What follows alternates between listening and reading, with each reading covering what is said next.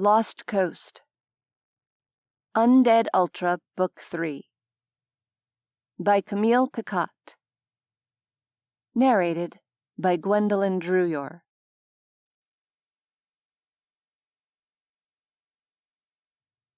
Prologue. Massacre. Ben. 6 months ago. That rat bastard Johnson was up to something. Johnson and his little weasel Ryan. Ben was certain. Those boys had a charisma inherent to high school bullies. Ben was convinced they were going to go for the food. For the past week, Johnson's lackeys had been sneaking off in the middle of the night in pairs.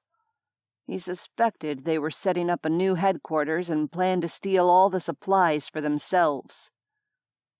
Ben saw the way Johnson looked over the rations, at the way he leveraged the best food for himself and the soldiers. He liked having power over people.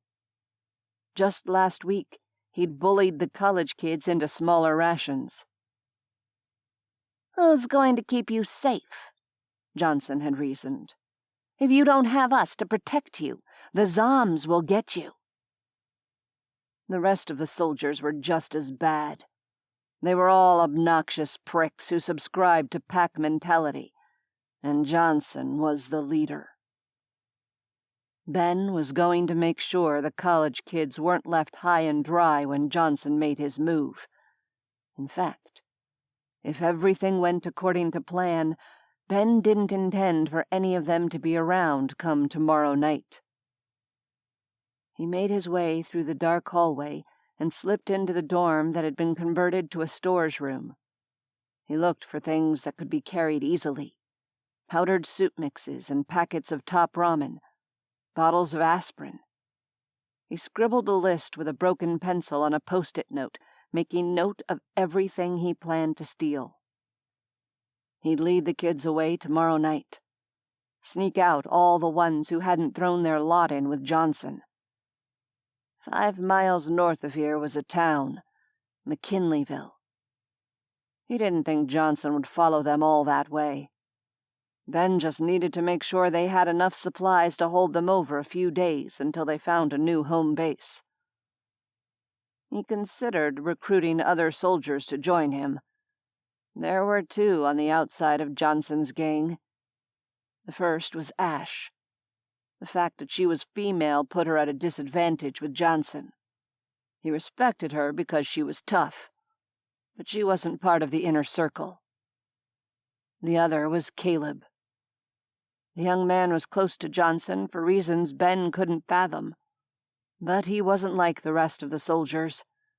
He knew the way they bullied the college kids was wrong, but he didn't do a damn thing about it, which in Ben's mind made him as guilty as the rest. In the end, Ben decided it was too risky to trust Ash and Caleb. They spent too much time with Johnson. Ben had to pull this off on his own. "Stop!" someone yelled. It sounded like Caleb. "Don't do this! Johnson, stop!" The sound of shattering glass sent a spike of adrenaline through him. Ben jumped to his feet just as gunfire peppered the air. "No!" He tore out of the room and sprinted to the stairwell, taking the steps 2 at a time. "No!" He flung open the door, running full tilt toward the sound of battle. Screams clawed at him, urging him onward. It wasn't the screams of zombies. It was the screams of people, of college kids. The double glass doors leading out into the courtyard were shattered.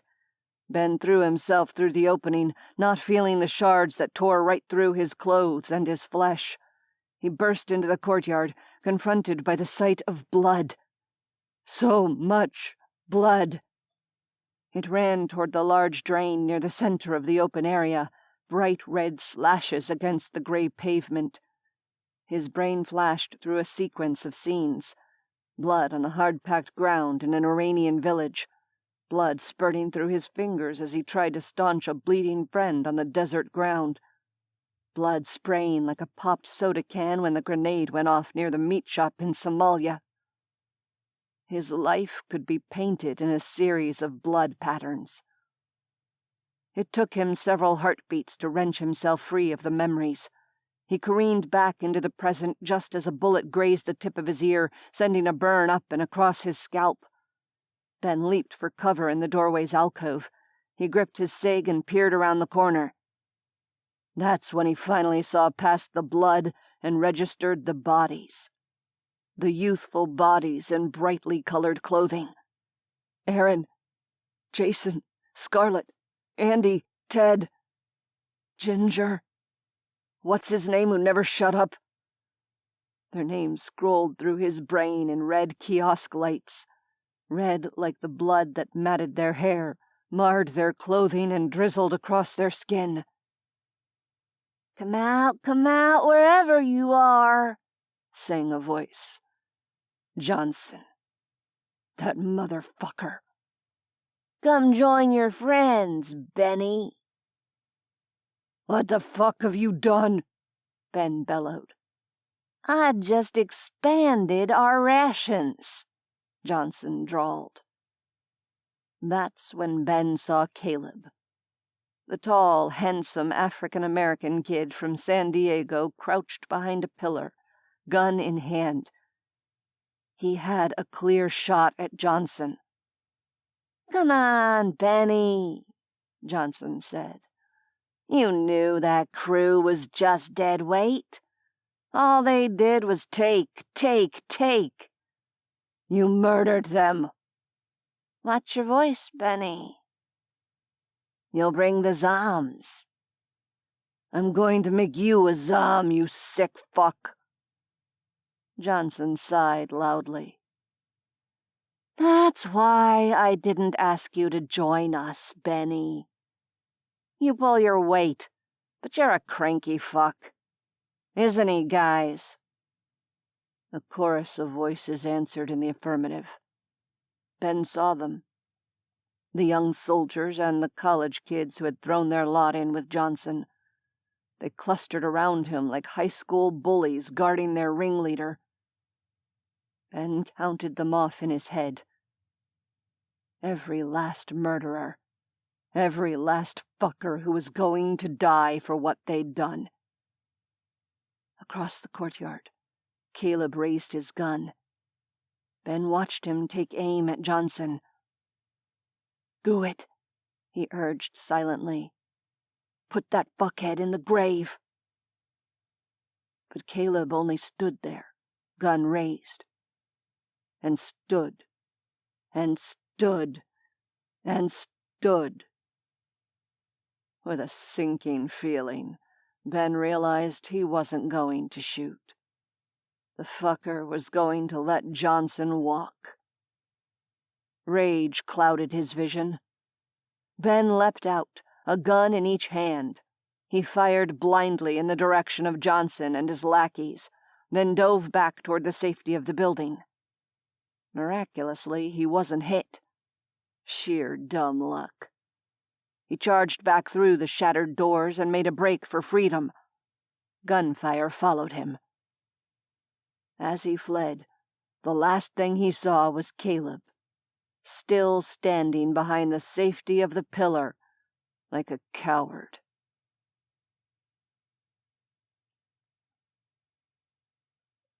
One. Shift change. Ben. The sun comes up, staining the sky a deep pink. The clouds are dark puffs of gray, promising rain sometime today. It always rains in this fucking place. Ben is sick of it, even if rain is one of the few things that anchors him when the flashbacks come. Like now. Like when the sky is a deep pink at sunrise.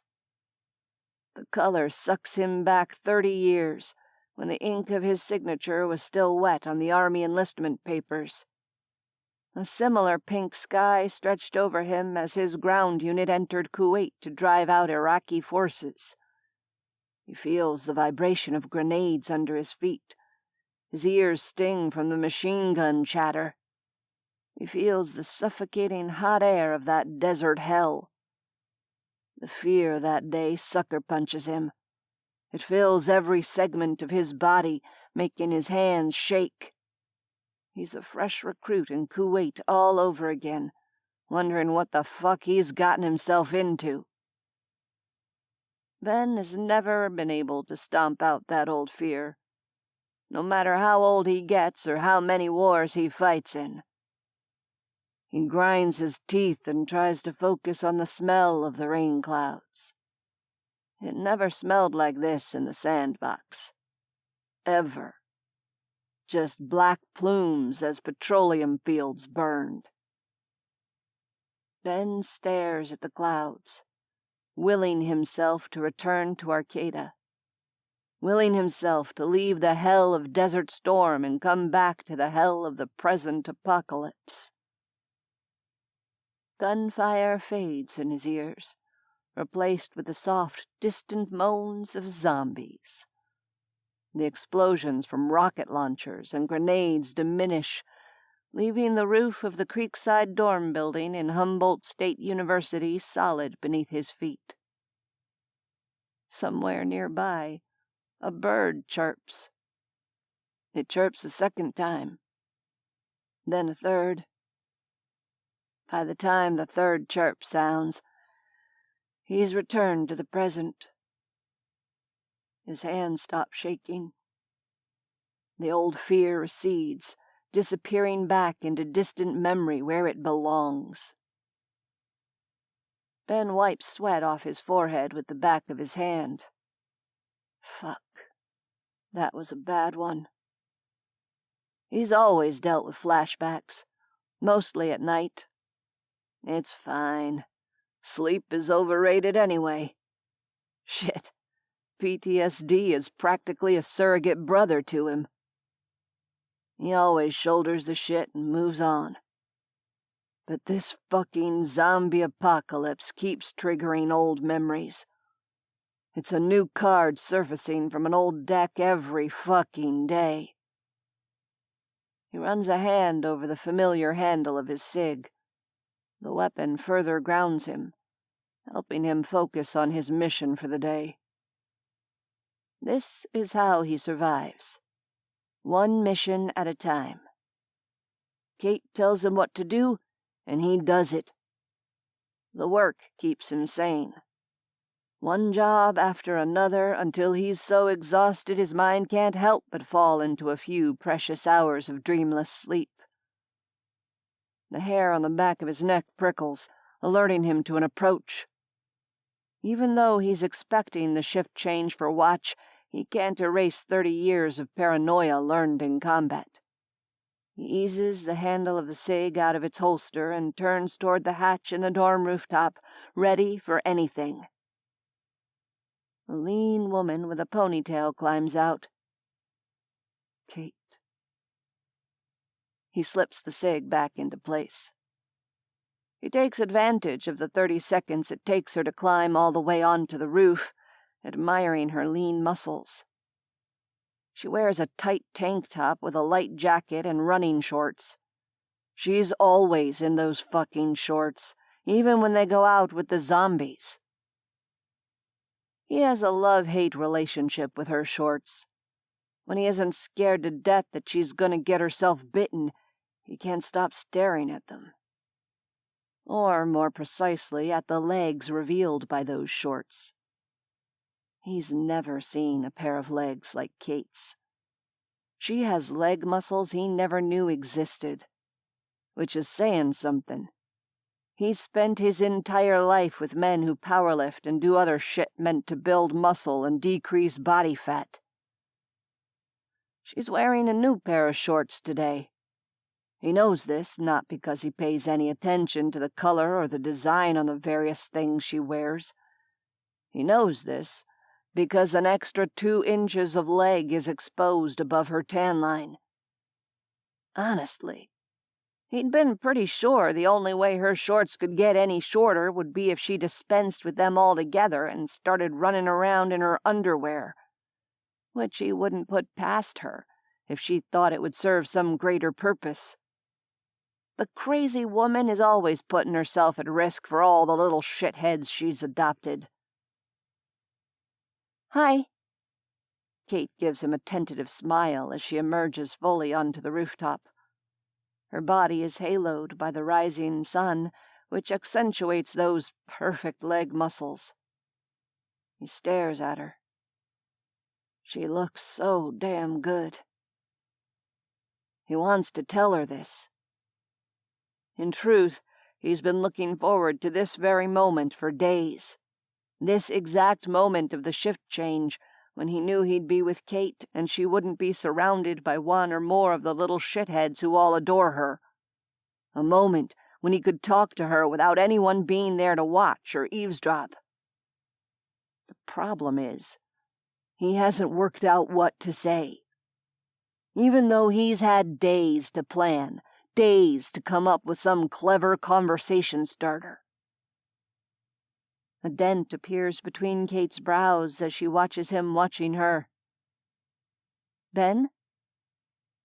You okay?" He wants to tell her that he's more than okay whenever she's around.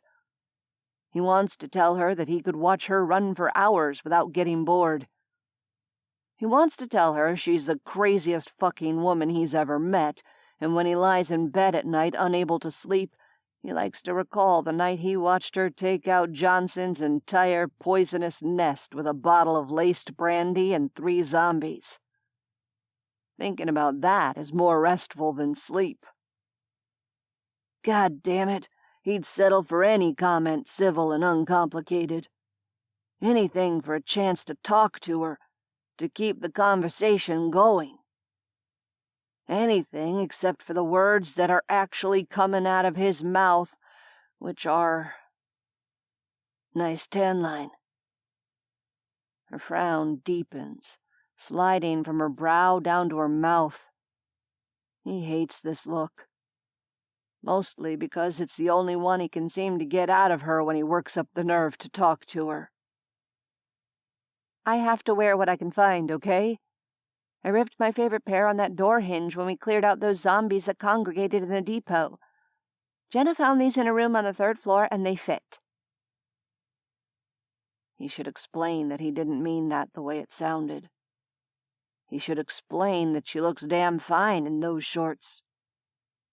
But she brought up the incident in the depot when she'd had a near miss with a zombie.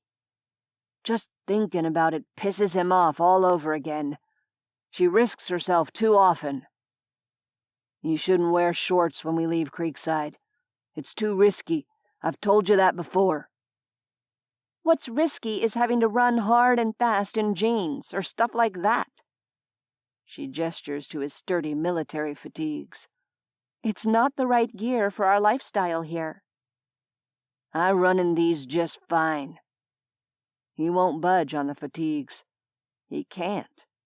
He was practically born in them. He never liked wearing civvies, even when he was on leave.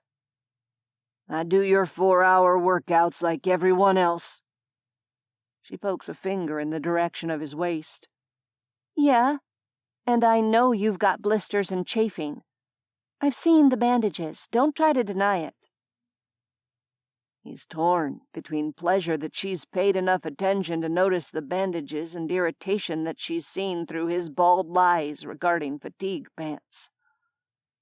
He learned the hard way that there's a big difference between clothes suitable for 5 miles of running and clothes suitable for 25 miles of running. Even so, the last thing he wants to do is wear a pair of those flimsy running shorts. He made up his mind weeks ago that he'd suffer in silence and keep his fatigue pants. That's exactly what he's done. She arches a brow at him. "Go ahead. Tell me those things are comfortable to run in." Ben knows a challenge when he sees one. He wants to point out he did agree to the fluorescent orange and yellow running shoes she picked for him. Ben has never done fluorescent. Not ever. Those shoes make him look like a washed-out old man trying to be a millennial. All he's missing is 10 pounds of hair gel, and maybe half a dozen piercings in odd places. All because of the apocalypse. And Kate. He wishes he could rewind the last 60 seconds and start over. Since he can't, he does the next best thing. He changes the subject.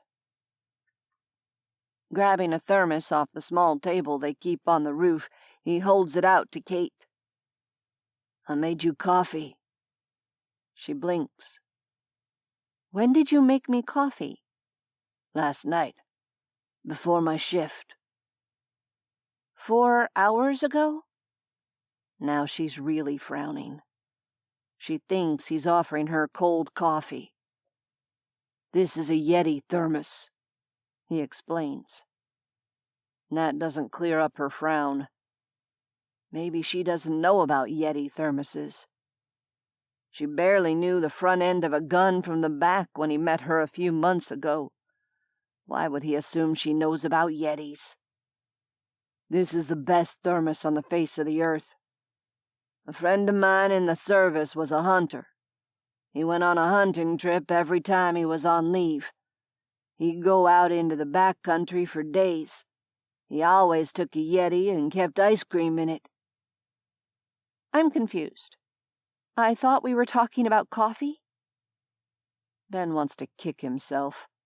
His mouth very rarely cooperates with his brain, especially when Kate is around. He decides to dispense with the Yeti explanation altogether. "The coffee is still hot." He holds it out to her like a peace offering. "The coldest time of day is always at dawn," which is the exact time of her shift. "Thank you." She takes it from him, studying his face. "That's really sweet of you." He looks at her. She looks back. He wants to share the coffee with her. That had been his original idea. Strike up a conversation and share a cup of coffee with her. He'd even brought 2 cups up to the roof. Except he's fucked things up. How's he supposed to segue into coffee? "Frederico and I often went running before the sun came up." Kate's voice is a reprieve to the awkward silence. It feels like an olive branch. "He always groused about the temperature drop at dawn." She doesn't talk about Frederico very often. Ben's listened to enough conversations at mealtimes to know he'd been her best friend. She'd lost him on her run north to find Carter. If she'd been a soldier, he'd get out a flask and share a swig in memory of one who had fallen. But Kate isn't a soldier, and Ben doesn't carry a flask these days. Kate keeps the alcohol they find in a special cabinet in the supply room and rations it out for special occasions.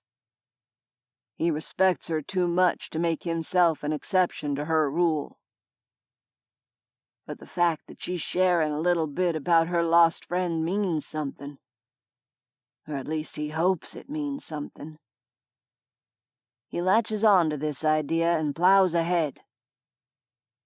"Did you run a lot before dawn? Before the apocalypse, I mean." He doesn't have to feign interest. Ben is fascinated by her pre-apocalypse running life. The bits he's gleaned over the past few months are like glimpses into the journal of an exotic explorer. "When Carter was young, we started long runs before dawn," Kate says. 4 or 5 in the morning, usually. That way I didn't blow the whole day running and still had time with Carter and Kyle. Frederico was always at our house anyway. A long breath escapes her as she settles into the chair he recently vacated. "I miss him." He isn't sure if she's talking about Frederico or her late husband. What he does know is that she's talking to him, and he's talking to her, and he hasn't said anything idiotic in the last 45 seconds. He's not on a roll, but he isn't eating his shoe either. He inches toward the empty chair next to her, hoping he doesn't look like an awkward idiot. He feels like an awkward idiot. Here's a coffee cup. He hands her a mug, picking up the second one he'd brought to the roof. Mind if I... Did someone say coffee? Paranoid reflex kicks in. Ben drops the second mug and snatches his cig. The porcelain shatters on the rooftop as he spins around.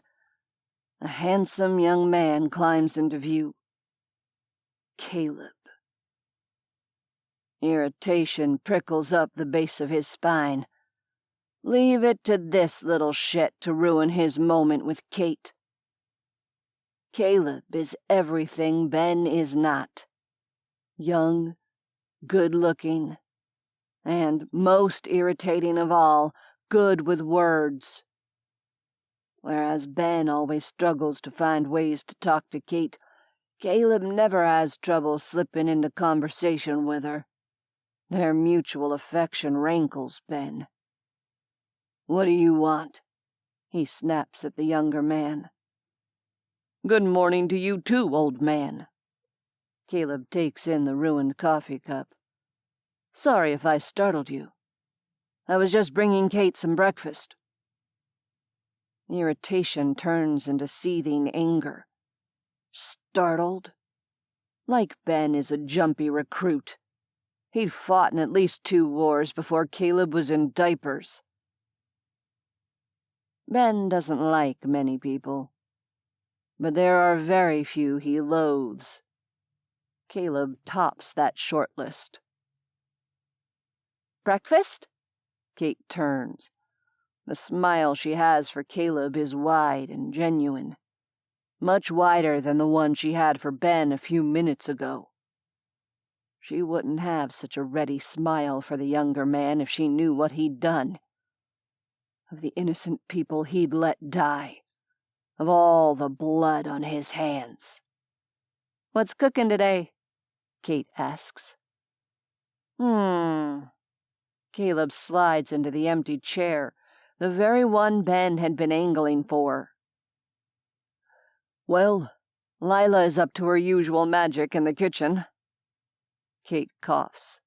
It's Caleb's turn to grin. Lila's cooking is a constant topic of conversation among the residents of Creekside. Ben is the only one who doesn't find it amusing. The girl has shit to work with and still manages to be creative. So what if not everything tastes good? If these guys had eaten half as many MREs as he's eaten, they'd love Lila's cooking. "We found some oats in the supply room," Caleb says. "They expired before the apocalypse. Lila whipped up some powdered milk and let the oats soak overnight. They're bland and stale, so she added some jam." Caleb pulls a small container out of his coat pocket. "They don't taste so bad when they're hot, so I figured I'd bring them up for you." "Thanks. Ben made some coffee. Want some before you head back down?" "The other cup broke." Ben looks pointedly at the ground, knowing he's being petty but unable to stop himself. He's rankled by the idea of Caleb sharing the coffee he'd made to share with Kate. "No prob," Caleb says. "I have one." He pulls a collapsible silicone cup out of his cargo pants. Kate fills the cup and glances up at Ben. "Wanna join us?" Ben doesn't want to go, but nothing good will come out of his mouth while Caleb is around. "I have work to do before target practice later today. Enjoy your breakfast." You'd have to be deaf to miss the rancor in his voice. By the look on Kate's face, it's clear she isn't deaf. He retreats before digging his hole any deeper, leaving the splintered remains of the coffee mug behind.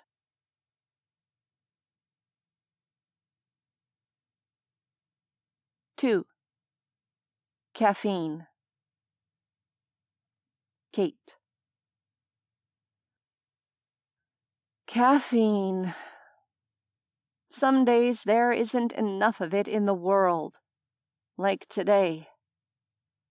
I down the last of the coffee, marveling that it stayed hot in the thermos for so long. I turned the black cylinder over in my hands, tracing an idle finger over the logo. Yeti. Sleep deprivation, coupled with 4 hours of sitting on a roof in the cold morning, has left me exhausted. I could have used 3 Yetis of coffee today. I'm no thermos aficionado, but Ben clearly is. Why someone named a hot beverage container after the abominable snowman is beyond me. Ben did say something about Yetis being used for ice cream, so maybe that was the original intent. I try not to think too hard on the fact that he thought far enough ahead to make me a thermos of coffee. We almost had a normal conversation before Caleb interrupted us. Ben often says rude and off-the-wall stuff, like that comment about my tan line. But then he counters it with sweet gestures, like the coffee. I'm pretty sure there's a nice man underneath the profanity and monosyllabic grunts. I'm drawn to those little bits of kindness I see. I wish Caleb had waited another 5 minutes, if only so I could have proof that Ben was capable of normal conversation. "Hey, Kate!" Lila's dark head pops into view as she climbs the ladder onto the roof. "My turn for watch. Ben says it's time for you guys to go shoot things." I smile at the younger woman. Her dark hair hangs in a long braid down her back, a smudge of something on her cheek. It might be strawberry jam from her breakfast concoction. She steps onto the roof, shoulders hunched. Even though there's no way zombies can get her up here, she still looks around like a hunted animal. "Ben really did say that." Lila takes the chair next to mine, her tone dropping to mimic Ben's deeper voice. "Tell Kate it's time to shoot some zombs." She frowns at me. "You look like shit. Did you sleep at all last night?" I shake my head with a dry laugh. Ben brings me coffee. Caleb brings me breakfast. You bring me a "you look like shit." "I only mean that you have dark circles under your eyes.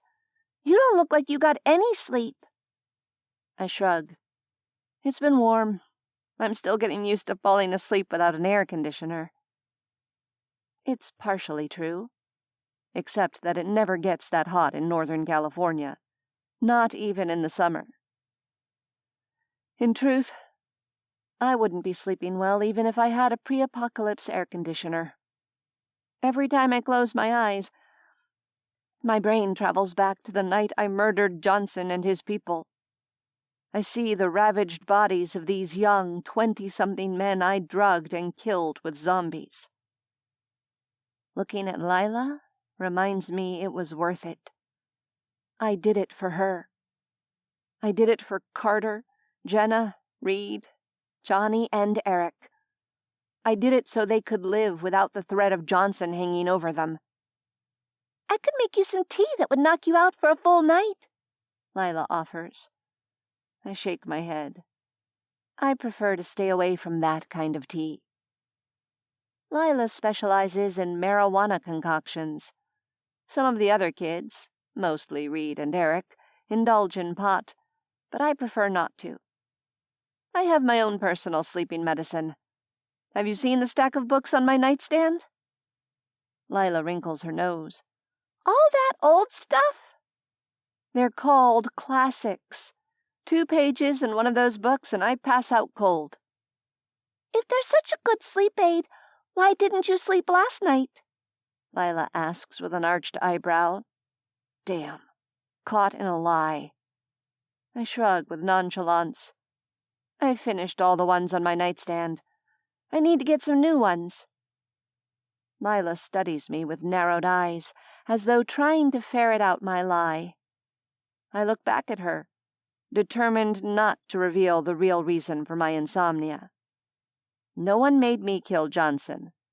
His death, and those of his people, are on my conscience. The weight is for me to bear.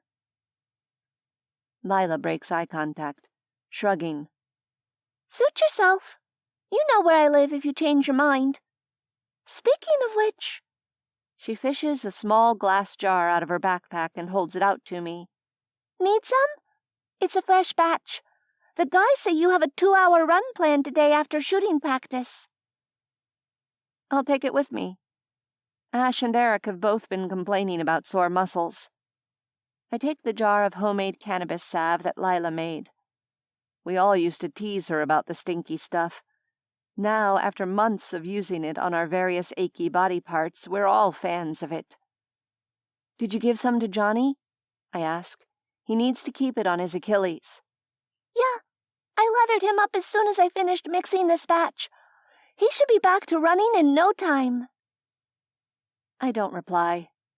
From my own list of extensive running injuries over the years, I know Johnny will be laid up at least 6 weeks with his Achilles tendonitis. The only time he gets to go out these days is for shooting practice. I look out across the college campus of Humboldt State University. From up high, I can almost imagine the world hasn't ended, that the world below isn't filled with the undead. But the sound of the zombies is constant. The moaning, the keening, the snarling. It never ends. New zombies arrive every day on campus. No matter how many we kill, there are always more. Which is why Ben insisted we institute a 24-hour watch post on top of Creekside. Remembering Johnson and the night his people found us and robbed us, I didn't have to be asked twice before agreeing. You'd better go, Lila says. The sooner you go, the sooner you'll finish and someone else can take over the watch. The only time Lila keeps watch is during shooting practice. Only because she refuses to leave Creekside. Hell, even getting her to agree to that had taken some persuasive powers. Johnny, with his injuries, keeps watch when we train at the campus track. You should come with us one day. Just walk with us to the track. You know I wouldn't take you there if it wasn't secure. It had taken us 2 entire days to clear the track and zombie-proof it. Lila wrinkles her nose and looks away. You just want to trick me into running. Running would be good for you, I agree. We both know that. But Lila refuses to exercise. All she likes to do is cook and tend to the indoor garden she and Eric built. She keeps watch now only because there's no one else to do it, and her fear of someone sneaking up on us is greater than her fear of being on the roof. It's not a way to live. Lila, I know it's scary out there, but locking yourself up in Creekside isn't the answer. You have a life to live.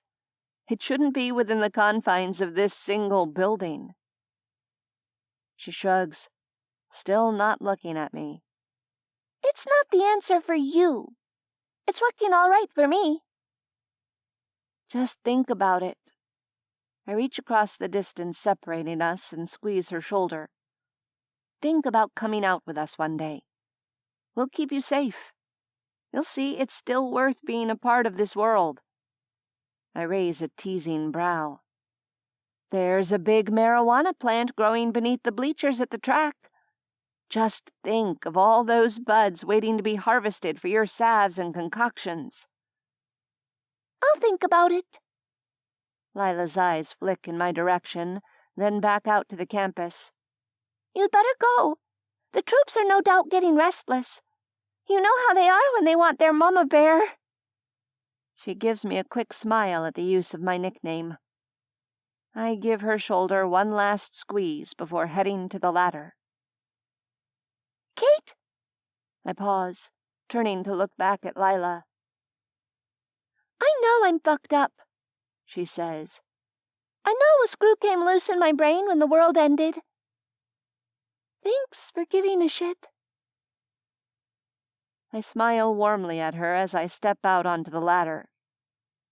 You're part of the Creekside crew, Lila. I'll always give a shit.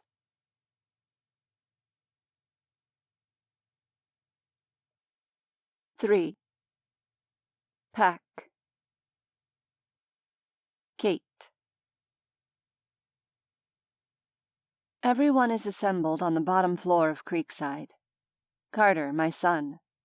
Johnny, our writer and ham radio extraordinaire. Reed, one of the resident stoners who just so happens to have turned into a damn good runner. Eric, our engineering genius and resident stoner. Jesus, a former drug mule who is as good with a gun as our soldiers. Ash and Caleb, the two soldiers who joined us after I killed their psychotic leader, Johnson. And Ben, who had once been allied with Ash and Caleb before breaking off on his own. I pretend not to notice him as I enter what had once been a dorm building lounge. He's counting a stack of magazines, placing them into a large pack. Since we commandeered this place and made it our home, the bottom floor has been converted into an indoor garden. The solar panels on the roof power the grow lights. More than 24 sturdy plastic garbage bins scavenged from around campus collect rainwater on the roof. A clever gravity hose system, designed by Eric, makes it easy to drain water from the bins to the garden beds. The kid is a genius. I can only imagine what he'd come up with if he laid off the pot. He doesn't smoke as much as he used to, but I know not a day goes by that he doesn't take a few hits at night. Sorry to keep everyone waiting, I say. Time to shoot some zombies. Reed slaps high five with Jesus. Don't let yourself get too reliant on guns, I say with a frown. They're zombie magnets without the silencers. Yeah. Jesus cuts me off with a grin. We know. We can rely on firepower for defense against the zombies. Mama Bear, check this out. Jesus produces a scratched aluminum bat. I grin as he hands me the bat, running my hands over the metal. Where did you find this? Not just one, Reed says. We broke into one of the locker rooms and found 24 of them. He throws back a tarp, which is normally used for storing extra gardening supplies. Beneath the crinkly plastic is a pile of aluminum bats.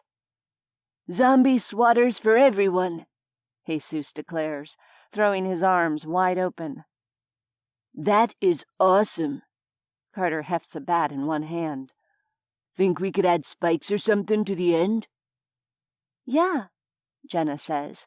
I took a welding class last year. I bet we could get supplies from the metal shop. For you, mi hermosa flor. Jesus presents a bat to Ash with a flourish and an open, flirty smile. Caleb, who's never more than a dozen paces away from Ash, stiffens. Emotion disappears from his face, only his dark eyes revealing how much he dislikes the other man. If Ash notices the silent battle waging between Caleb and Jesus for her attention, she pretends not to. Gracias, mi amigo. It doesn't help Caleb's cause that both Ash and Jesus are fluent in Spanish. Don't get caught up in the show. Ben stomps over to me, shouldering the pack full of ammunition. There's no substitute for a cig. He holds a handgun and holster out to me. I wave away the weapon. We go through this almost every time we leave the building. You know I'm not comfortable with guns. You're not going to get comfortable if you keep avoiding them. He shoves the thing into my hands. It's not loaded. Just wear it and practice getting used to it. I roll my eyes. I've taken to wearing a loose belt over my running shorts these days. The belt holds a knife, a screwdriver, and now a gun. And a baseball bat, which wedges perfectly on my lower back. Jenna fidgets with the bat, trying to find a comfortable angle for it in her belt. It's a bit clunky, she says. Did you know these things are hollow? We could cut off the big end, fill the handle with sand, then weld a cap on the top. That would make it compact and easy to carry, but it would still pack a punch. That's your project for next week, I say. The bats are too good to pass up. We can use all the viable hand weapons we can get. You and Carter figure out a way to convert these into portable zombie-killing clubs. But it was my idea, Jesus complains. Jenna isn't the only one who took a welding class. You can help them, I reply. If you all stop drooling over the baseball bat like cavemen, it's time to practice with real weapons. Caleb steps between Ash and Jesus, staring coldly at the other man. Amen to that, Ben mutters. Let's get the fuck out of here. Wait, I have one more thing to show you guys. Jesus fishes a thick gold chain out from around his neck. Dangling from the end is an even thicker gold pendant. I found this yesterday on a zombie in the locker room. Everyone leans forward to look at the pendant. It's a haloed man in a robe with a dog at his feet. He looks like every other saint image I've ever seen. Is that a saint? Jenna asks. Bingo! Jesus grins. This is Saint Roche.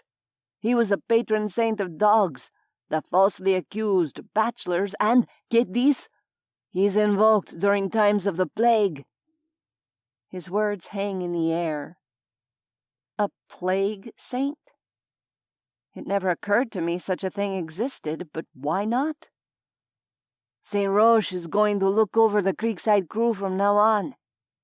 Jesus tucks the necklace back into his shirt. I'm going to build a shrine for him.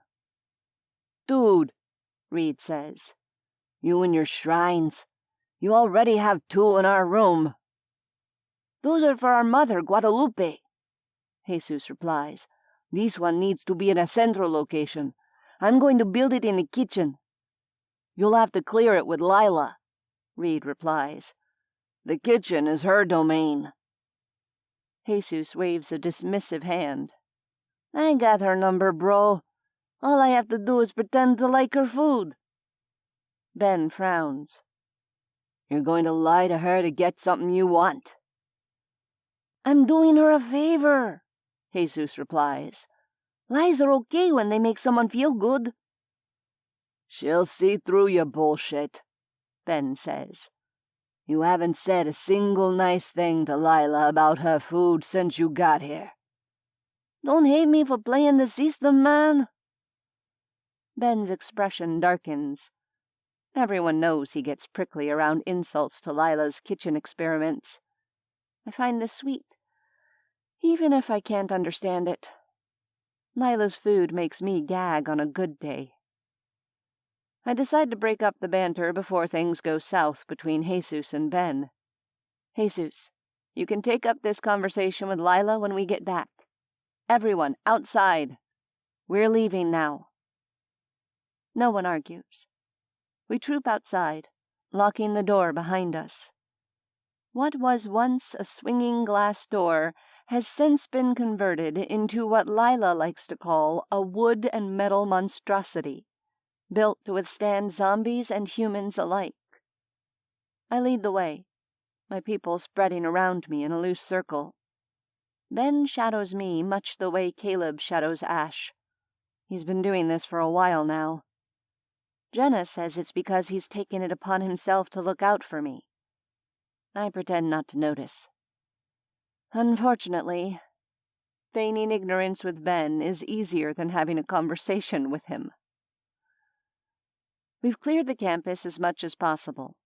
We hunt zombies every time we leave Creekside, killing those we come across. One day the campus will be completely free of zombies. Hell, maybe St. Roche will be up to helping us with the task. As we pass the university bookstore and enter one of the campus quads, we find a cluster of zombies. They squat around the remains of some poor animal, likely a cat or a raccoon. I hold up a fist to signal silence. Not that my people talk or make a lot of noise. They know better than to do anything that might draw attention to us out here. I draw to a halt, counting the undead. 7 in all, against 10 of us. I like those odds. I flick my fingers, indicating where to separate into 2 groups. Ben and Jesus instantly glue themselves to me. The 2 of them have a protective streak when we're out here. Eric and Johnny join us. The 5 of us circle around to the right side of the zombies. The rest of the group circles left. This is a maneuver we've rehearsed countless times. Split up, come at the zombies from 2 sides, and take them out. It's not flawless, but it's effective. A zombie near the edge of the group straightens as we approach, head cocked in our direction. Its blind white eyes roll in the sockets, as though searching for us. Longish brown hair is ratty and matted with dried blood. Its nostrils flare, neck craning in our direction as it sniffs the air. I pause, the rubber soles of my running shoes poised on the concrete. My group stills with me. I watch the zombies, well aware of the keen hearing they possess. On the other side of the quad, Caleb leads the other group. They ease closer to the zombies with weapons in hand. Ash and Jenna both have their new baseball bats out. I follow suit, pulling out my bat. Across the quad comes a snapping sound. Carter grimaces, shifting away from a tiny twig. The ratty-haired zombie jerks in the direction of Carter. Its mouth opens, emitting a series of keens and clicks. Then something happens that I've never seen before. The other zombies straighten and turn toward the ratty-haired one as it continues to click and keen. Its head turns in the direction of Carter. The rest of the zombie heads follow suit. 7 sets of dead white eyes home in on my son. A chorus of moans and hisses drifts up from the group. My eyes involuntarily flick in Ben's direction. He exchanges a tight-lipped look with me. The lead zombie clicks again, then lets out a long, low keen. It charges straight at Carter. The rest of the zombies follow, all of them snarling as they surge after their leader. Fuck. I break into a sprint, the bat raised over my head as I rush across the quad. Ben, Eric, Johnny, and Jesus are hard on my heels. We don't make a lot of noise, but we aren't completely silent either. The lead zombie releases another string of keens and clicks. Half the zombies spin in our direction. My new bat smashes through the skull of the first one. The others fall in with their weapons, cutting and smashing with knives, bats, and screwdrivers. Carter's group attacks from the other side, also closing in with bats and knives. The battle is over in less than 90 seconds. I suck in gulps of air, hands sweaty around the handle of my bat. We stand in a loose circle, staring down at the dead zombies. Caleb is the first to break the silence. "What the fuck was that?" No one replies. I approach the lead zombie, the ratty-haired man with the blood-stained head. Using my bat, I flip over the body. The face is a mess, having been smashed in by Ash's baseball bat. Ben eases up beside me, scanning the body. "He doesn't look any different than the others." But he was different. We all saw it. I swallow, trying to work moisture into my mouth. It communicated with the others. "It issued orders," Ben states. The back of my spine prickles. It's bad enough that we're outnumbered by the undead, but up until 2 minutes ago, we had the advantage of organization, of skilled counterattacks. They acted as a unit, I say at last. Like a hunting pack. "A fluke," Reed says. "We've never seen them organized before. That's not how they work." "That's not how they've worked up until now," Johnny counters. "We may be witnessing an evolution." "Evolution?" Eric asks. "Fuck that. This was a fluke." "Maybe. Johnny says. But let's take a brief walk through the history of man. We started as apes. Over the years, we learned how to hunt, talk, and organize. Who's to say zombies won't undergo a similar evolution? The explanation might be even simpler than that, Jenna says. Maybe the virus mutated differently in a small percentage of those who have turned. Maybe there's a small percentage who are intelligent. Saint Roche looked after us. Jesus fishes the saint out of his shirt and plants a kiss on it. He kept us safe. We need to get on the ham, Ben says. Find out if this is an isolated problem, or if other people are seeing the same thing. We're in serious fucking shit if this is happening in other places. I don't buy any of that, Reed says. I'm not freaking out over one incident. No one is freaking out. I wipe my bat clean on the shirt of one of the dead zombies. We'll have Johnny reach out to his contacts on the ham. In the meantime, we need to be vigilant. This may or may not be a fluke. We need to be prepared for anything. Amen to that, Ben says.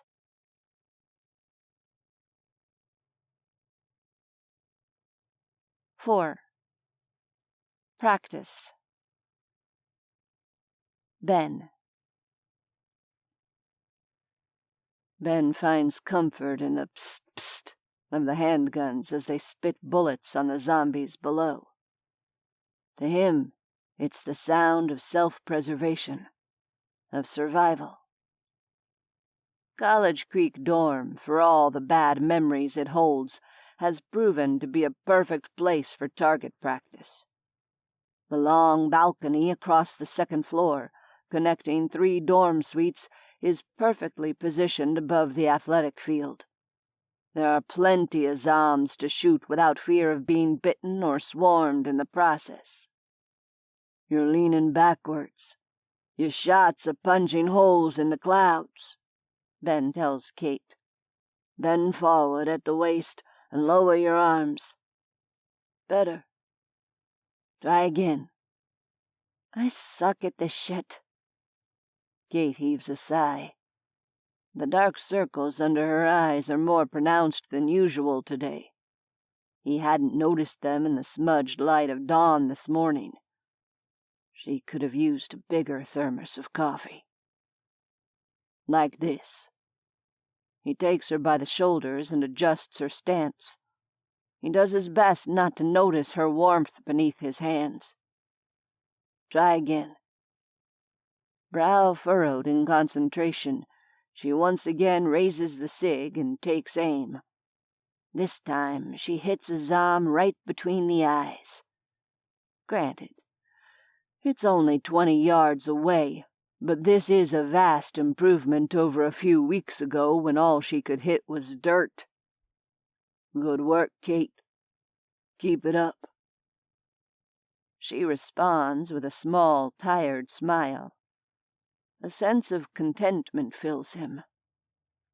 He likes knowing she won't be defenseless if she ever gets caught in a bad place. But the way she plunges headfirst into things, that's likely to happen sooner or later. He continues down the row, critiquing people as needed as they fire down into the athletic field. Your thumb is too low on the grip, he tells Reed. It should be parallel to the ground. 2 hands, he tells Carter.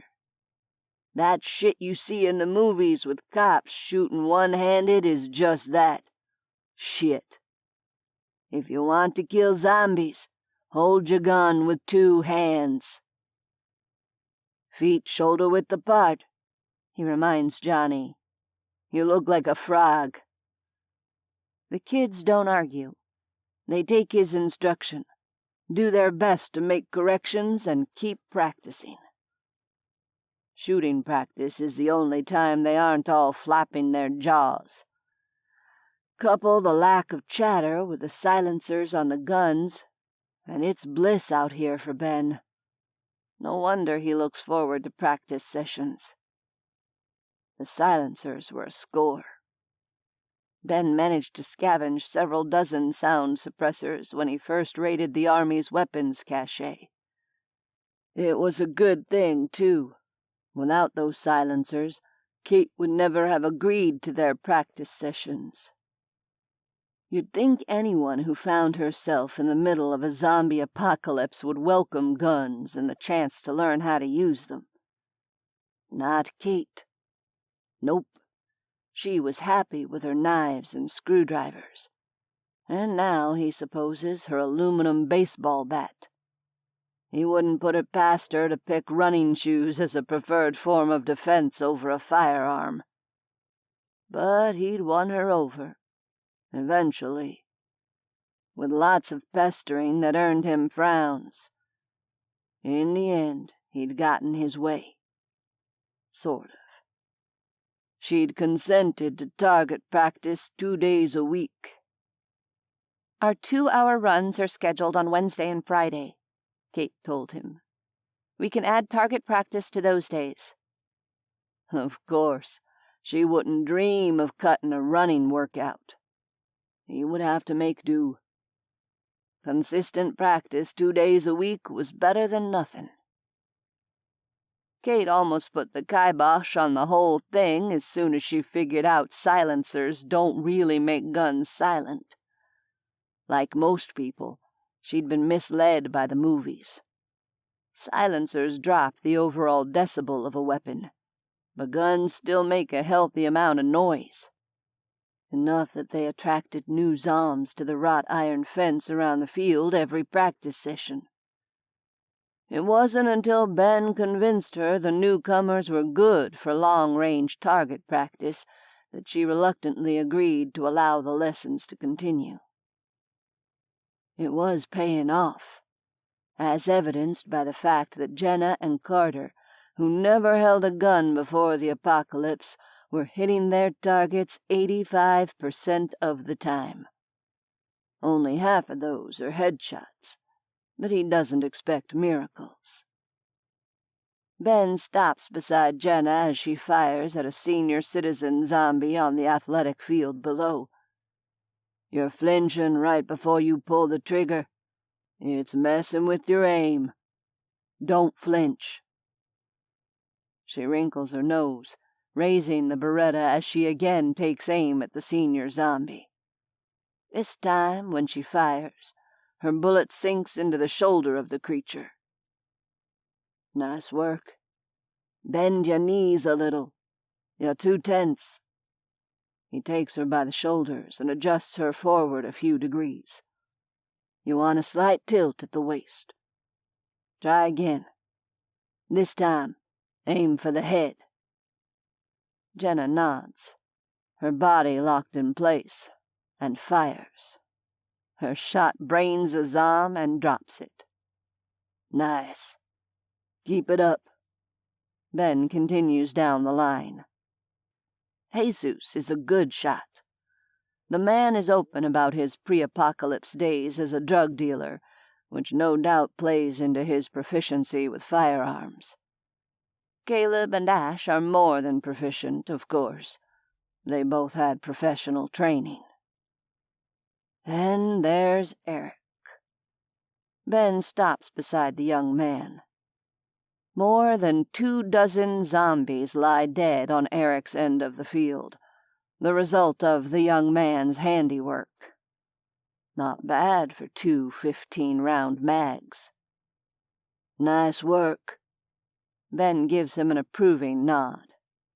I have something new for you to try. Up until now, he's kept their practice sessions to handguns. He wanted them to feel comfortable with smaller weapons before pulling out the rifles. Ben unslings the AR-15 from around his neck. No way, Caleb protests. You're letting the rookie fire the AR-15 before me and Ash? Ben scowls at him. He'd prefer not to give Caleb any firearm and let the asshole test his luck. Want to test yourself against the rookie? Ben jerks a thumb at the tactical bag he carried here. Knock yourself out. Maybe he'll get lucky, and the shithead will shoot off his own foot. Caleb gives him a dirty look and resumes shooting with his Beretta. Ben spends the next 15 minutes with Eric, showing him the ins and outs of the rifle. When the young man raises it to his shoulder and takes the first shot, the recoil rocks him backward. He adjusts his stance and tries again. "Keep practicing," Ben says. "Try not to fall on your ass." He continues his patrol up and down the second-floor balcony, eyes flicking out to survey the zombs in the field below. He tries not to recall why there are so many trapped there, but the memory shoves its way forward. Sometime in the early days of the outbreak, some genius had come up with the idea to lead a bunch of zombies into the field, which was surrounded by a wrought iron fence. Ben had watched the idiot first sergeant do it, right before he'd gotten himself swarmed and bitten. Ben feels the claws of a flashback creeping up on him. He forces himself to look away, to break from the memory. His eyes land on Kate. Her incredible legs are enough to make him forget all about the overturned Jeep and his long-lost first sergeant. For a good 10 seconds, he allows himself to absorb the sight of her. The way her brow wrinkles in concentration, the tight tank top, the damned tan line on her legs. Then he takes note of her hunched shoulders. Her posture has gone to shit in the 5 minutes since he last critiqued her. Irritation and anxiety prick him. She's the worst shot out here. The idea of her failing to properly defend herself due to his poor training does not sit well with him. He steps up behind her, pressing down on both her shoulders with his hands. "You're too tense. Drop your shoulders. All the way." She gets them in place. "You're leaning over too far," he begins. She fires mid-sentence, her bullet flying to the side and burying itself in the grass. "Damn it," she snarls. Ben swallows back his impatience. "Just wait a sec. Your posture is all wrong." "You said to bend my waist." "I said slight bend." "You never said slight. You said bend." Her obvious annoyance irks him. Words run out of his mouth like a freight train on autopilot. It's with an effort that he manages not to snap at her. "You make us run because you don't want us to die out there. This is no different. I want you to survive whatever this fucking world throws at us." He means that last part more than she knows. Just to cover his tracks, in case anyone is listening, he turns a glare on the rest of the pack. "I want all you little shitheads to survive, okay? Now get back to practice." Said shitheads keep firing. Kate adjusts her body into a semblance of a proper stance. "Is this what you meant?" He swallows, doing his best to let go of his anger. "Almost. Straighten up another 2 degrees. There. That's good. Try again." This time, when she fires, her bullet hits a zombie in the lower sternum. "Nice," he breathes. Again. She fires 3 more shots. The third one goes straight into the head of a zombie and drops it. Ben folds his arms in satisfaction. The tension within him eases. "Nice work. Just keep working on your stance. That's half the battle." Kate nods, giving him another small, tired smile. Thanks. Her exhaustion is evident. If he wasn't afraid for her life, he'd tell her to skip practice and take a nap. He wants to say this to her, but he has no idea how to shape these thoughts into words. So he does the next best thing. He gives her a curt nod and moves on. Maybe tomorrow he'll make her another thermos of coffee and sneak in an extra spoonful of grounds for a caffeine boost.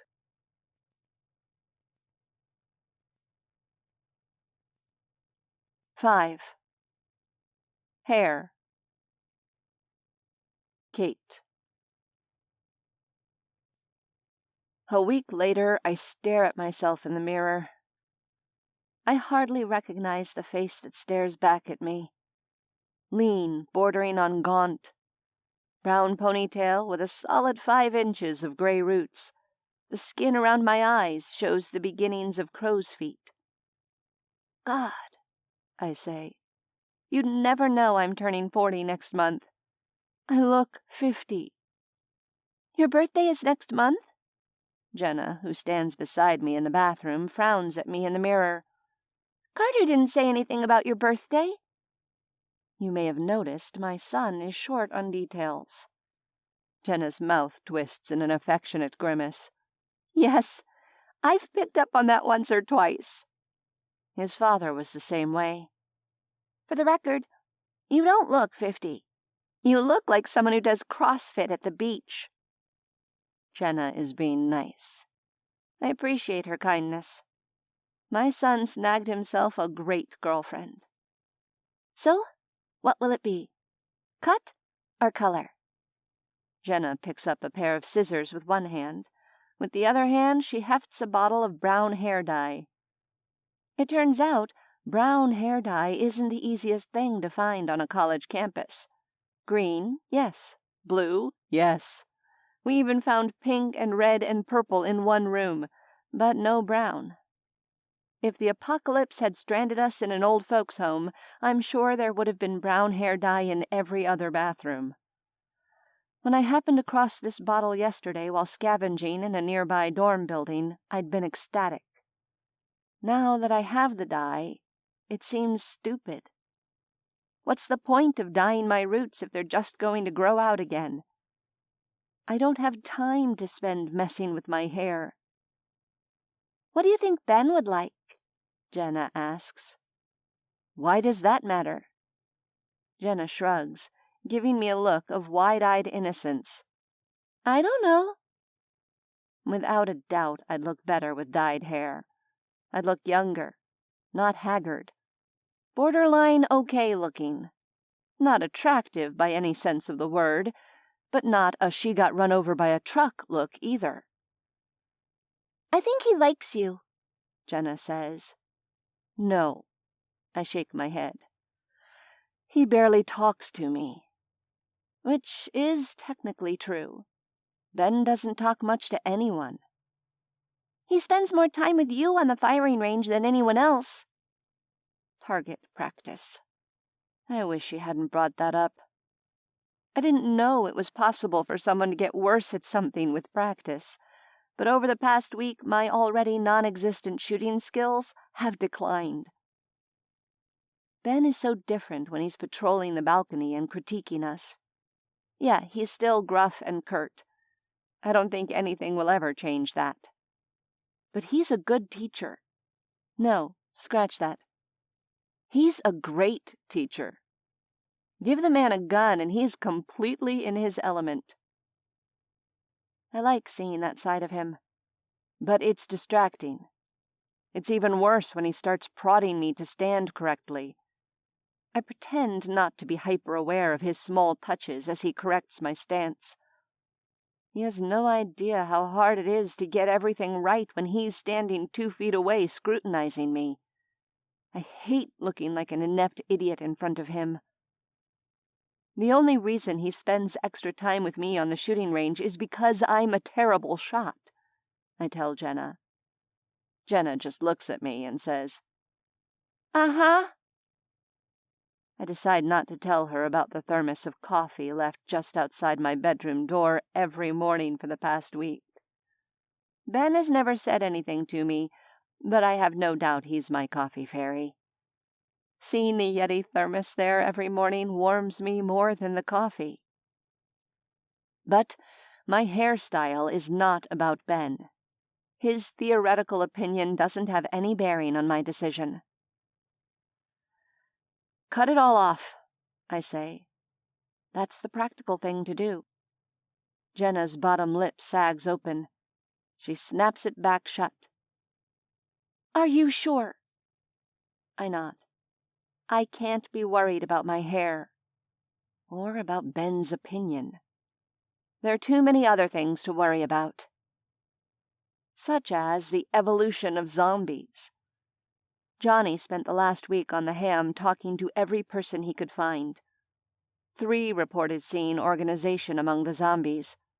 It's a small percentage, but it's enough to make me think our post-apocalyptic world might be on the brink of a major shakeup. Practical hair is the only way to go. "Are you sure, Kate? You want to cut it all off?" Jenna's discomfort is not making this any easier. "Yes." To emphasize my decision, I plop down on the lid of the toilet seat. "Chop it all off." Jenna picks up the scissors. "You should know I've never cut hair before. I'm an experienced dyer, not a cutter." How much talent does it take to hack off someone's hair? I position myself so that my back is to the mirror, so I won't have to watch my transformation. I yank out the rubber band holding my hair in place. "Go for it." Licking her lips, Jenna picks up a strand of my hair. It hangs well past my shoulders.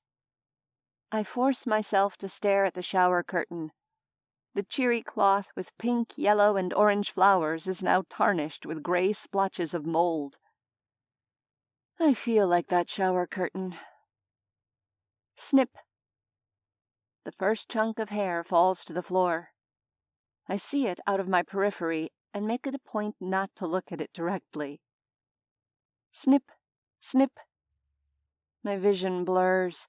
The shower curtain flowers swirl before my eyes. 20 minutes later, Jenna steps back. "That's it. It's all gone." The smile she gives me eases the tension gripping my chest. I hate the fact that cutting hair produces anxiety. In a world where stepping outside can result in death, I shouldn't give a shit about my hair. "I like it," Jenna says. "You have nice cheekbones." More like gaunt cheekbones, but I don't say that. Jenna was nice to help me. I shouldn't ruin it by complaining. "Turn around," she urges. I turn. I hardly recognize the woman in the mirror. If not for the sports bra, I could almost imagine myself as a no-nonsense businesswoman. The pixie cut lends youthfulness to my face and eases the weight of my impending 40th birthday. "I was worried," Jenna grins at me in the mirror. "But love it." I can't help but grin back at her. "Me too." "Maybe I should cut mine." She pulls back her long tresses, studying her face in the mirror. "One less thing for zombies to grab." If you, me, and Carter all cut our hair, people are going to think it's a conspiracy, I say, referring to the time a few months ago when my son abandoned his lumberjack look by shaving off his beard and hacking his hair short. Jenna cocks her head. "Maybe it's an indoctrination thing. Like, you can't be an official Stevenson family member unless you shave off your hair." I rest a hand on her shoulder. You're already an official family member, as far as I'm concerned. We share a moment in the mirror, the two of us looking at one another. It's hard to remember a time when I resented Jenna's very existence. Now I think of her as a daughter. Jenna looks away first. Come on, let's go show everyone your new look. We exit the dorm bathroom and enter the sitting room. The whole Creekside crew is gathered there, except for Reed, who's on watch. This is the original dorm where I lived when I first arrived in Arcata. We've since branched out into other rooms. I now share a 4-room dorm suite with Carter, Jenna, Ash, Caleb, and Ben. The rest of the kids live here. Eric is currently commanding everyone's attention. He stands on a chair, one hand grasping the front of his pants. "Watch this, everyone." He flashes me a grin as Jenna and I enter the room. "Wait for it." He pauses dramatically, making sure all eyes are on him. Then he releases his waistband. His pants fall, puddling around his ankles and revealing blue-striped boxer shorts. Eric holds up his hands in triumph. "No more beer belly!" he exclaims. Carter stands up and applauds. Everyone else groans, myself included. "Mi amigo," Jesus says. "There's no one here besides Lila who wants to see that." Lila colors, then rallies. Straightening her spine, she levels a glare at Jesus. "You've been buttering me up for the last week," she says. "I don't know what your deal is, but right now you're doing a good job of unbuttering me." "Told you she'd see through the bullshit," Ben says. "There's no buttering going on in this corner," Caleb says. "Pull up your pants before we go blind." Eric remains nonplussed, propping his hands on his hips. "Guys, this is a miracle. Before the zombie apocalypse, I thought I was destined to be a fat guy forever." "It's not the apocalypse that made you skinny," Ben says. "It's Kate's hard-ass workouts." "I know, but I wouldn't have to run every day if the apocalypse hadn't happened. I call this my apocalypse bod." Eric rotates on the chair with his arms up. Somehow he manages to do this without tripping on his pants and falling. He also flashes a bit of his stomach. It's covered in light brown hair. "Dude," Caleb says. "I wasn't joking about going blind. Put that shit away."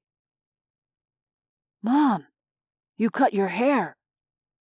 Every head in the room turns in my direction. Eyes widen. Eric falls off the chair. "Ow," he complains. Everyone ignores him except for Lila. She helps him get his pants from around his ankles and back up to his waist. "You look like a hot biker chick," Ash says. "You've always been kind of scary," Caleb adds. "But I think you just managed to make yourself scarier." Ash slaps him. "Caleb!" "I meant that as a compliment," he grumbles. "She looks badass." "Our mama bear would be beautiful with green skin and purple hair," Jesus declares. "You look like a wannabe G.I. Jane." This comment comes from Ben. A dent mars his brow as he studies me. His comment makes my stomach sink. I cover the disappointment by wordlessly flipping him the bird, which gets hoots of approval from everyone else. Ben reddens and looks away. Jesus turns to Ash. "Por favor, no te cortes el cabello, bella dama." Ash rolls her eyes. "Hey, we've talked about this," Caleb says. "No speaking Spanish when the rest of us are around." Jesus smirks, folding his arms across his chest. "What are you going to do about it?" "Everybody up," I say, attempting to turn the tide of the conversation. "Time to go for our run." Everyone shifts into action. Not a single argument among them. "You." Ben flicks a hand at Johnny. "It's your turn to keep watch." Johnny grumbles, but plods toward the door. He detours by the kitchen table, grabbing a notebook and a pencil. "At least I can work on my Thrive book if I'm going to be stuck on the roof for the next few hours." "I thought you were writing something called Dorm Life," Lila says. I am, Johnny replies. But that's the blue notebook. The red notebook is How to Thrive in the Apocalypse. Here are your snacks. Lila hands me a Ziploc filled with granola bars. I'll have lunch ready when you guys get back. I'm making vegan mac and cheese today. It's not vegan if you use powdered cheese, Caleb says. It's vegan, Lila insists. We don't have any milk or butter, which makes it vegan in my book. I give Lila props for her enthusiasm. Unfortunately, enthusiasm doesn't always equal flavor. I'd never tell her that, though. 20 minutes later, we march down the stairwell as a group. Lila holds open the door, security bar in hand, as she prepares to lock it after us. Come with us, I urge. Some fresh air and sunshine will do you good. She shakes her head. I have to check on my plants. She gestures to the indoor garden beds. The zucchini and tomatoes are almost ready to harvest. Besides, someone has to stay behind and cook lunch for all you losers. I stare at her until she looks away. We both know she's full of shit. I wait until everyone else files out. I lower my voice so only Lila can hear. This isn't living. You weren't meant to spend your life in a cage. It's good enough for tigers in the zoo, she replies with a forced laugh. If it's good enough for them, it's good enough for me. I give her shoulder a squeeze. Think on it. Just come with us to the track and sit in the sun one of these days. Lila shrugs and falls back. I'll see you guys after your run. As she closes the door, I hear the bar and several bolts sliding into place.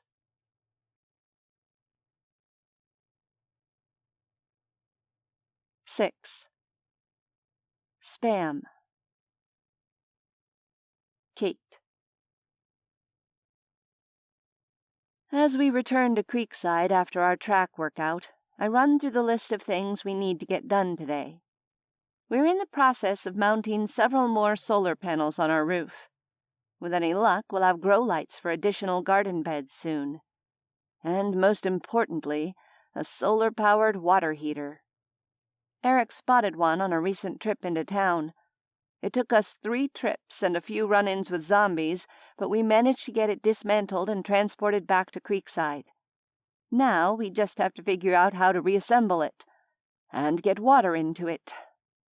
We may be able to divert some of the garden's water supply. Whatever the case, I'm confident we'll figure it out. We have the university library at our disposal. And Eric.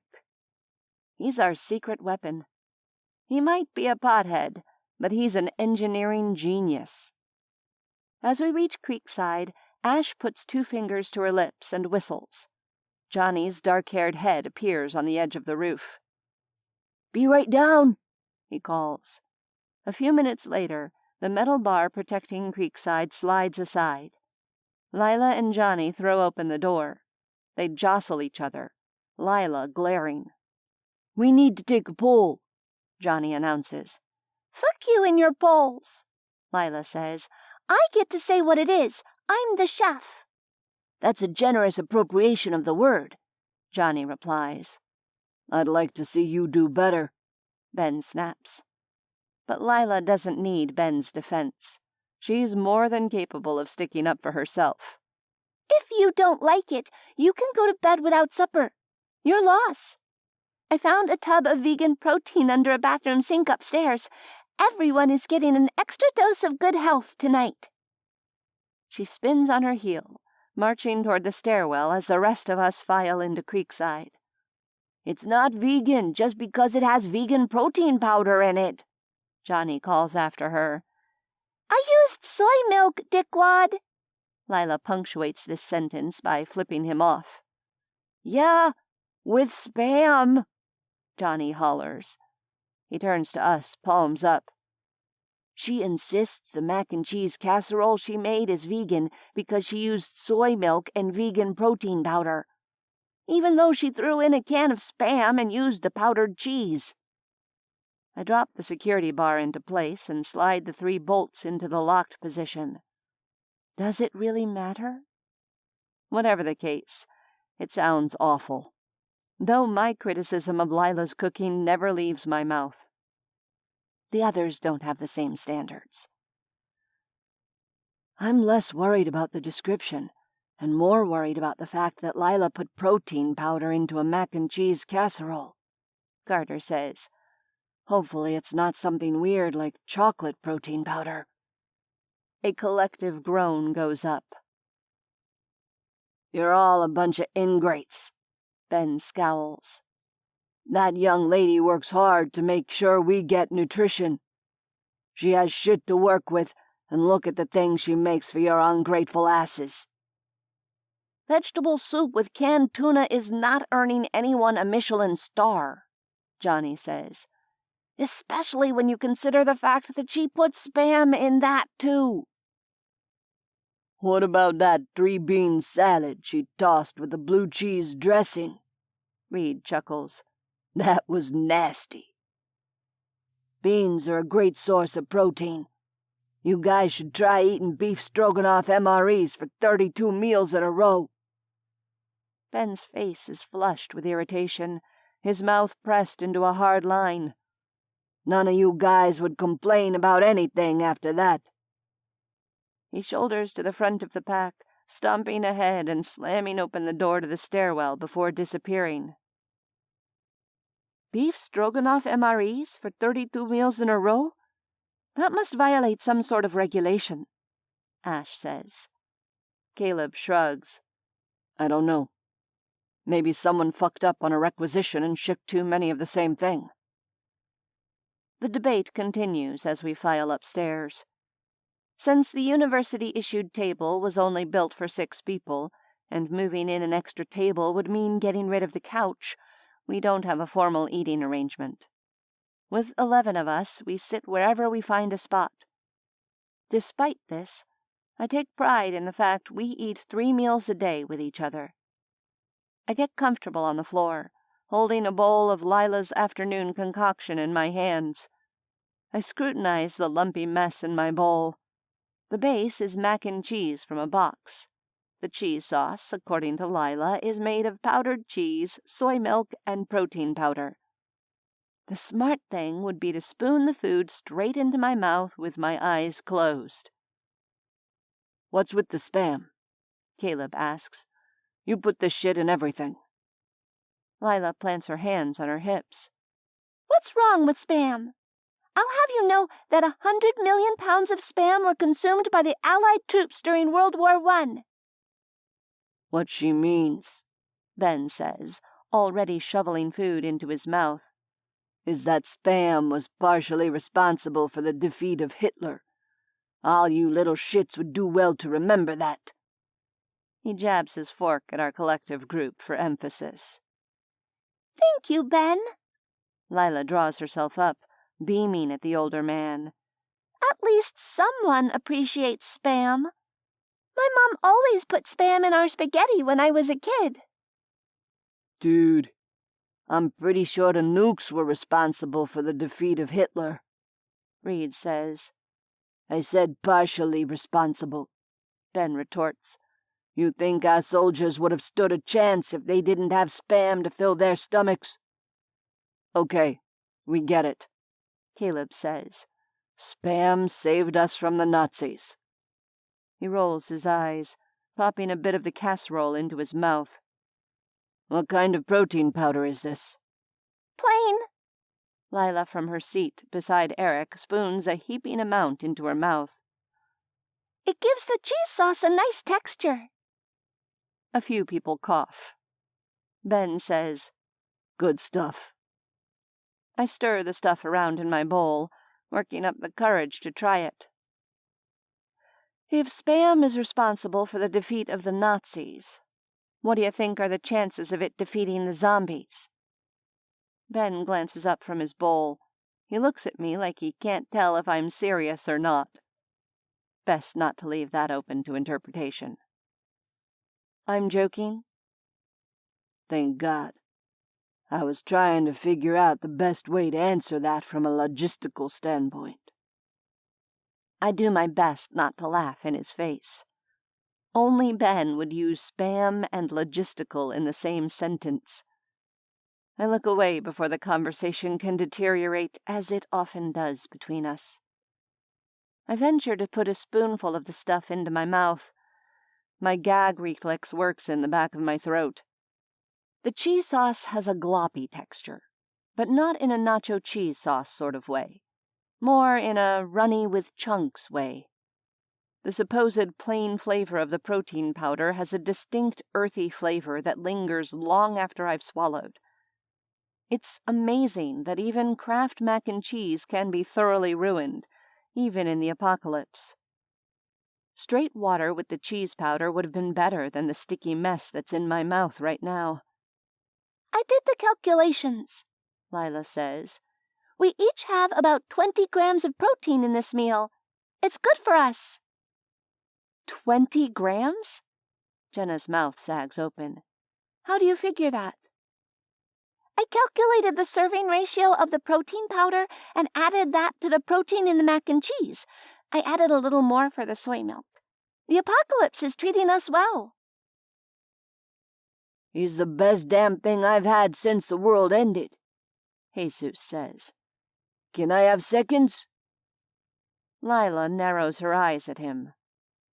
You've been complimenting my food for the past week.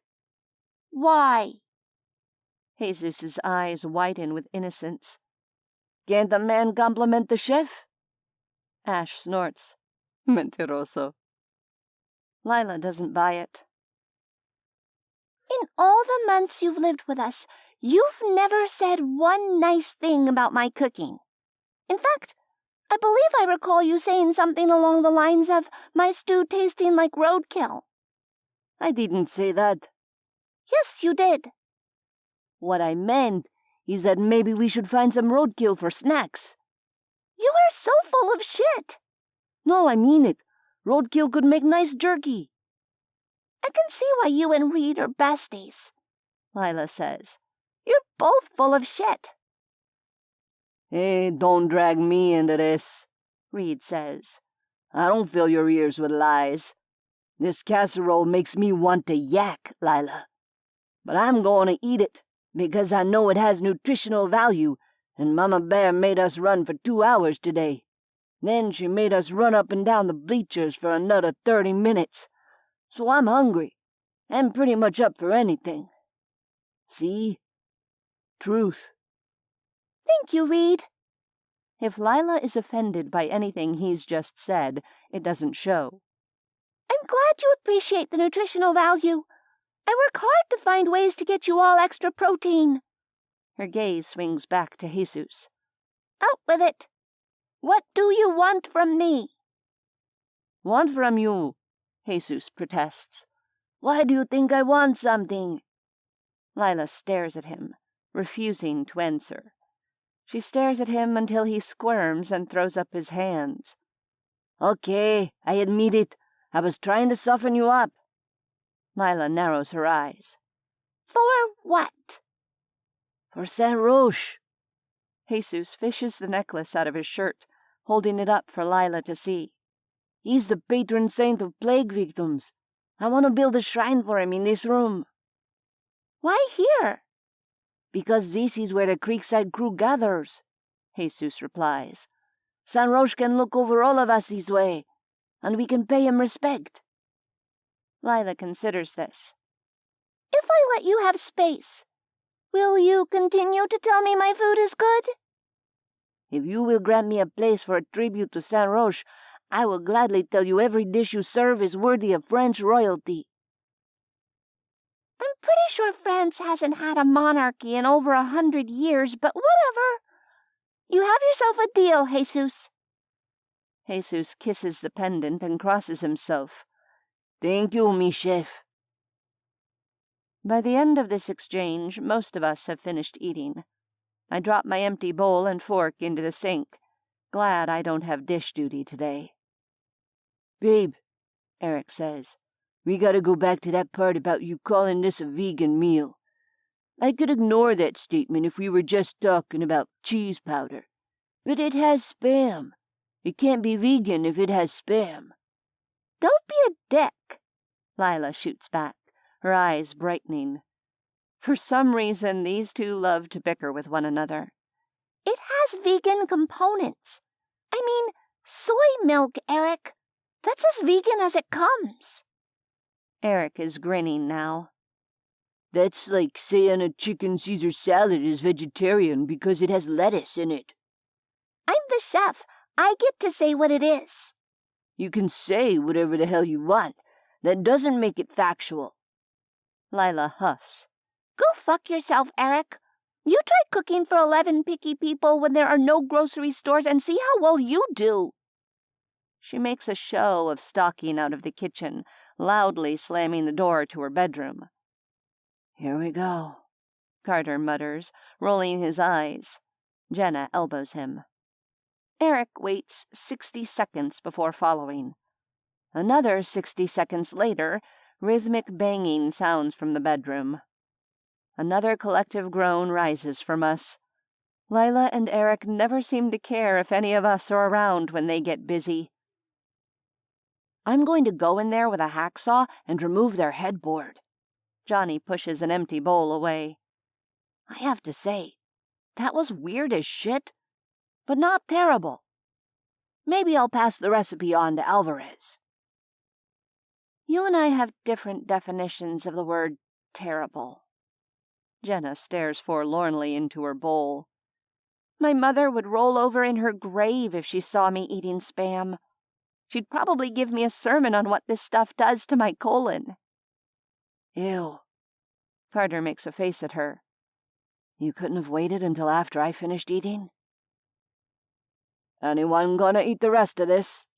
Ben prods the casserole. When everyone declines, he spoons the rest of the mixture into his bowl. Your loss, he says to no one in particular.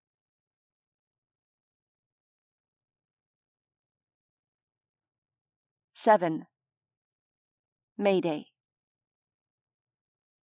Kate. To the left, Jenna calls. Kate, dip your side. I'm trying. I'm on the bottom corner of the new solar water heater we're installing. If I get any lower, my hand is going to get crushed. Use those killer leg muscles and squat, Johnny says. Jaw tense, I take his suggestion and shift my weight, straightening my back and sinking into a crouch. Perfect, Eric crows. Hold it right there. Nice work, Mama Bear. Caleb, holding the other bottom corner of the solar water heater, flashes me a grin. Easy for you to say, I reply. You're buff. How did I get stuck on this end with you? Luck of the draw. He winks at me. You can set it down now, Eric says. I let out a breath and ease the solar panel into place. Eric gets to work bolting it down. I've been fantasizing about this moment since the world ended, Jenna says. Hot shower. She smiles, face tilted toward the sky. I thought I was the only thing you fantasized about. Carter slings one arm around her waist, pulling her close. Jenna snorts.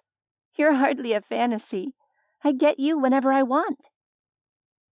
Guys, let's keep this G-rated, Reed says.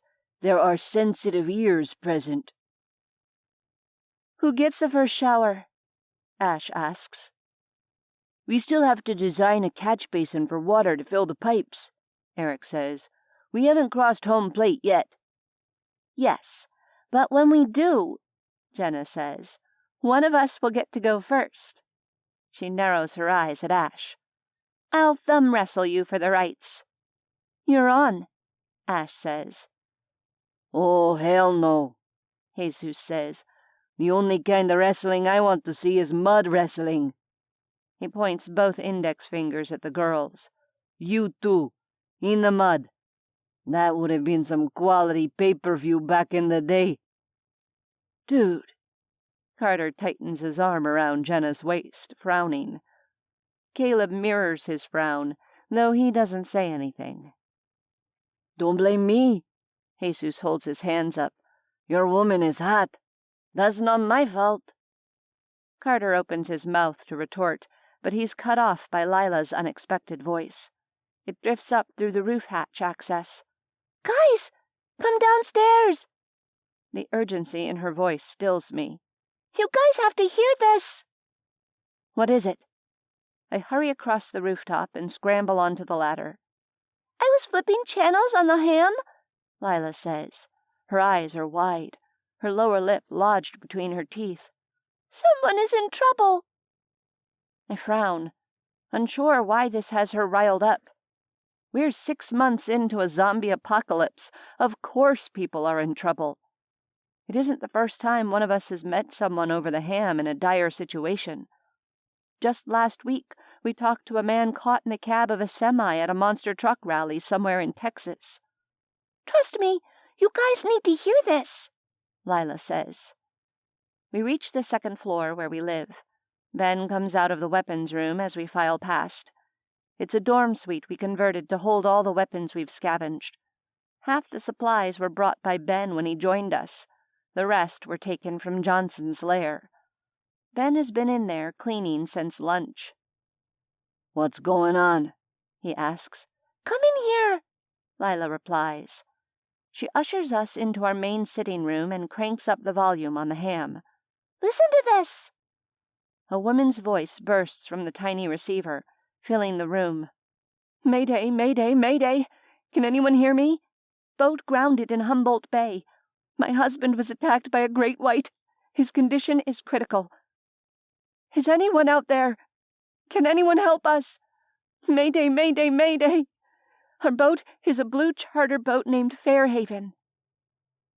The message repeats 3 more times, the woman's voice becoming more and more despondent with each one. Lila turns the volume down after the 3rd desperate message. She stares at us, lips compressed in a thin line. "We need to help them." Carter shoulders up to the table, reaching for the receiver. Ben's hand whips out. His big hand covers the receiver. "It could be a trap. It's not safe." Carter frowns at Ben. "She said her husband was attacked by a shark. That's not the sort of thing you say if you're setting a trap." "He's gotta be real," Jesus says. "Who the hell says her man got attacked by a shark in the zombie apocalypse? No one would believe that." To my surprise, Caleb sides with Ben. "Someone just so happens to ground a boat in Humboldt Bay. It wasn't exactly filled with boats before the apocalypse." I glance at Lila. "Have you spoken to her?" Lila shakes her head, dark eyes still wide. I had a meeting scheduled with Alvarez to go over composting techniques. He wasn't there, so I was just scrolling through the channels. Alvarez wasn't there. It wasn't like him to miss a scheduled ham appointment. I file the worry away to examine later. "Turn it back up," I say. "I want to hear the message again." "Mayday, mayday, mayday!" The woman on the other end of the receiver chokes on a sob. "Can anyone hear me? Can anyone help us?" She breaks down in tears. It's the sound of her sobbing that solidifies my decision. That is a genuine sound of someone who needs help. Ben must see the decision on my face. His mouth opens, an angry furrow between his brows. I can practically smell the argument. I cut him off. That crying, I jab a finger at the ham, is not fake. He purses his lips, scowling at me. We lock eyes. I don't look away. How many times have we talked to people we can't help? I say.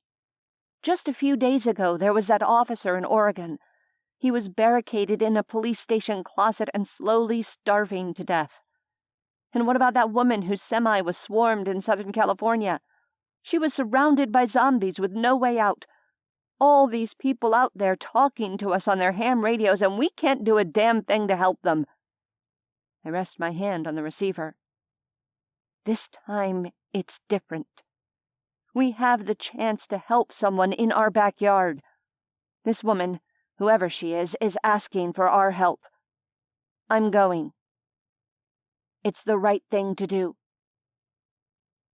"Fine," Ben snaps. But we do it carefully. Recon the ship.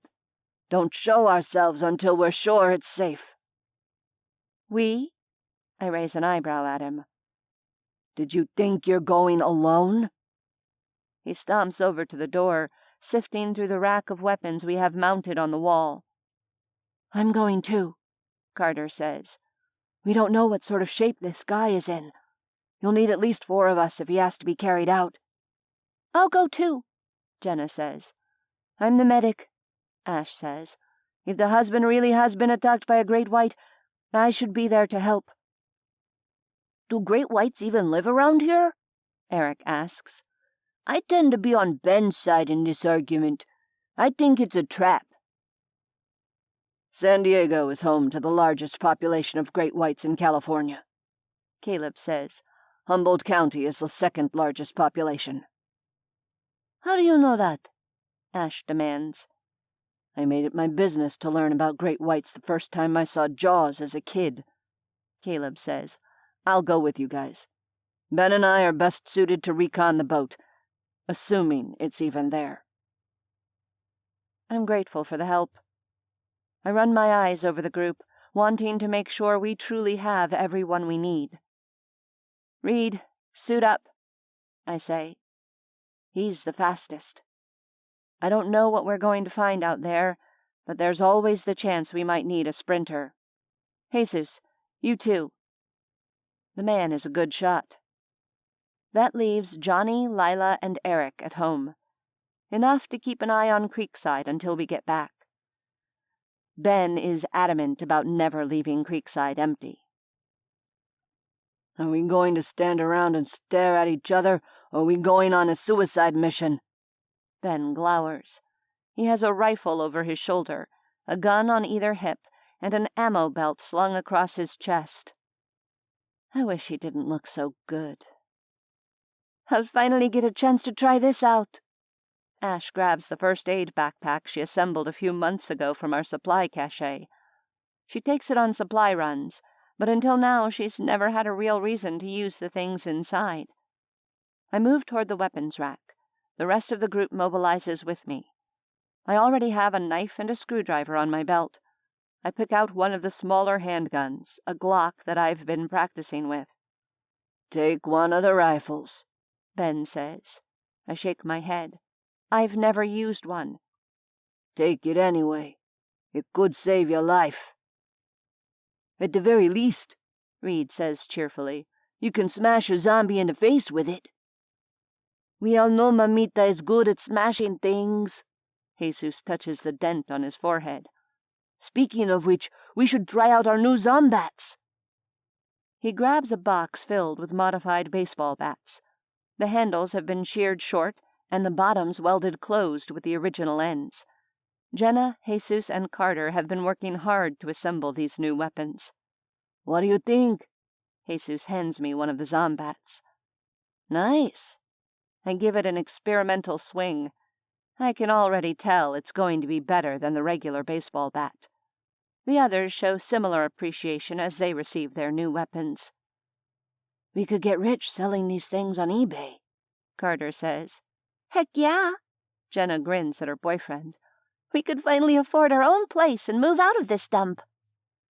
Creekside is not a dump, I say loudly, right as Jesus says, Don't forget who's the master with the soldering gun. Half those eBay profits are mine. 1/3, Jenna counters, or I'll solder your hands together. Ouch. Jesus feigns wounded hands. Carter, your woman is ruthless. I know. Carter slings an arm around Jenna. It's hot, isn't it?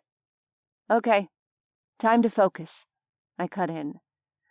We need to move out. There are people who need our help.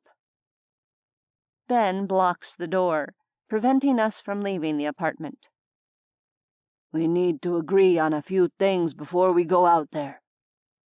I put my hands on my hips and face him, ready for whatever argument he has in store. Such as?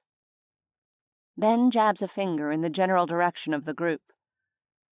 When we find the boat, if we find the boat, Everyone else stays in hiding until Caleb and I give the all clear. No matter what happens, you wait for our all clear." I can't argue with this logic. Agreed. "Should we tell them we're coming?" Jenna asks. Ben shakes his head. "No. If it is a trap, we don't want to alert them." "If it's a real emergency, knowing help is on the way might give them the strength to hold on," Carter argues. My son makes me proud, but in this case I think Ben is right. We don't alert them.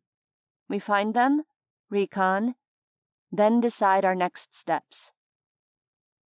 3 minutes later, we're out the door and heading down Granite Avenue. Running.